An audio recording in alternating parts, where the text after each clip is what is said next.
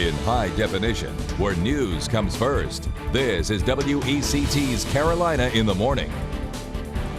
Good morning, everybody. Thanks for joining us today for Carolina in the Morning. I'm Bob Townsend. I'm Kim Ratcliffe. It's 6 o'clock right now on your Thursday morning, the first day of August, and you might have noticed a little bit of rain overnight. That's right. Got some green showing up on the radar this morning, so let's go to Colin. A look at that right now, and how much more can we expect? I think that we'll have the potential to see a considerable amount of precipitation here over the course of the next hour or so. You can see some of the wet roadways that we're dealing with here through the middle of Wilmington. This is going to be kind of par for the course as we move into the first day of August. Of course, that means that we are moving toward the peak of hurricane season, and it also means we're moving back to that month where traditional schools go back to school. I'm the bearer of so much good news, aren't I? Take a look at those showers here rolling along the coast. If you're traveling this morning along Highway 17 particularly, and also 40 north and south of Wilmington, could see active precipitation. Have seen a couple of strikes of lightning with those showers that are off of the Myrtle Beach coastline. Those will continue to slink there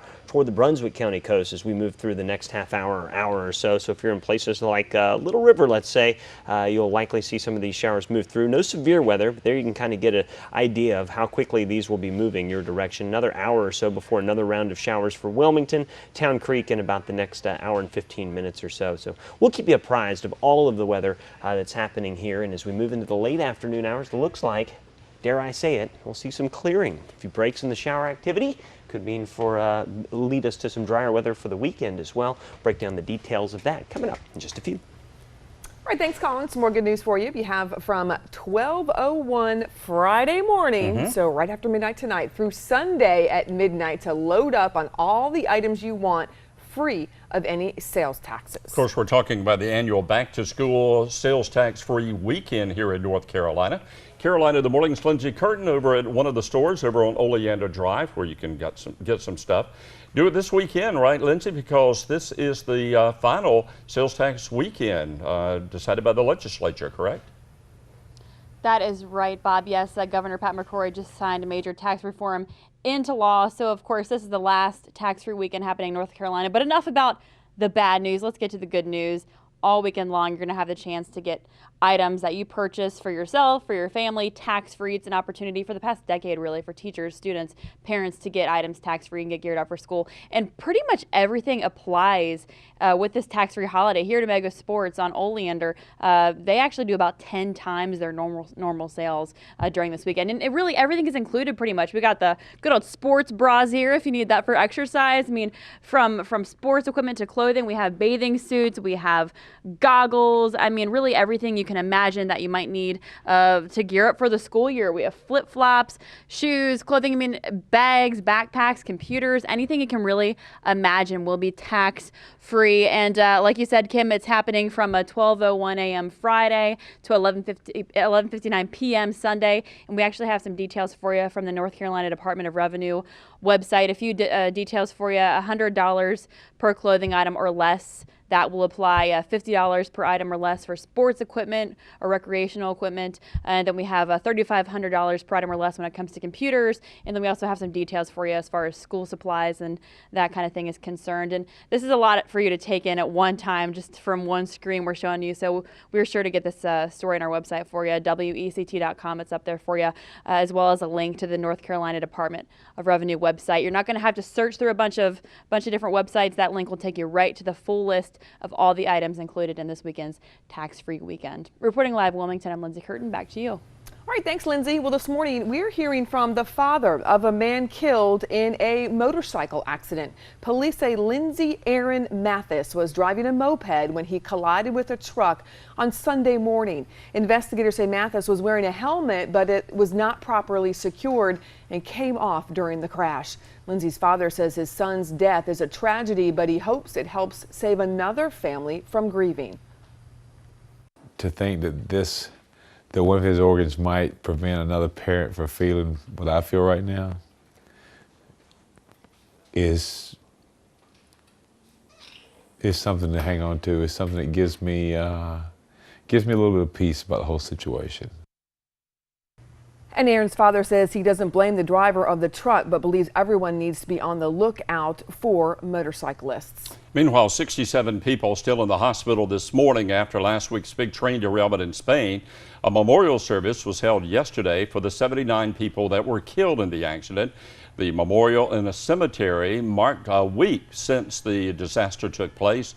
The train driver was going more than twice the speed limit on a curve and was apparently on the phone when the crash happened. He has now been charged with negligent homicide. An unannounced trip to Pakistan made by the Secretary of State John Kerry. He made the trip yesterday. Kerry will discuss with leaders of the new government there ways to deal with insurgents and try to stabilize neighboring Afghanistan. Kerry also wants to put a new look on the relationship between the two countries. That relationship has been strained by U.S. drone strikes and the raid that was underway to kill Osama bin Laden. And this morning, dozens of gay couples are flocking to Minnesota to get married. That's because Minnesota is the latest state to legalize same-sex marriage. Weddings were allowed to begin this morning right after midnight. 42 couples were expected to be married before daylight. Rhode Island also now allows gay marriage, although weddings aren't expected to begin there until later this morning. I'm Bob Bonner in the Live Alert Center. As you're waking up this morning to start your day, Major League Baseball could be getting closer to handing out punishments to Alex Rodriguez and others. According to ESPN's Outside the Lines, representatives of A-Rod now negotiating a possible settlement that could result in a lengthy suspension and not a permanent ban. Sources also telling the program that officials would rather force A-Rod to defend himself and rather agree to a suspension that would allow him to continue to play while he appeals. Now, the network also reporting Rodriguez has been shown the evidence against him, which includes documentation that he coerced a witness in the performance-enhancing drugs investigation.